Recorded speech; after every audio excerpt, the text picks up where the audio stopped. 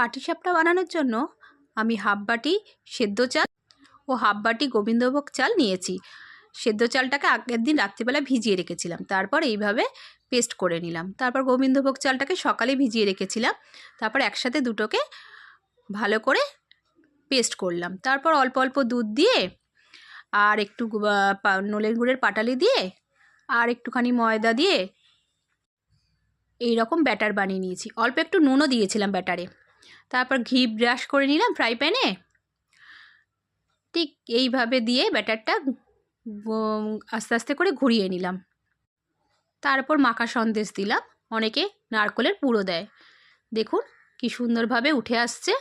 আমার এইভাবে process follow করলে পাটিসাপটা সুন্দরভাবে হয়ে উঠবে।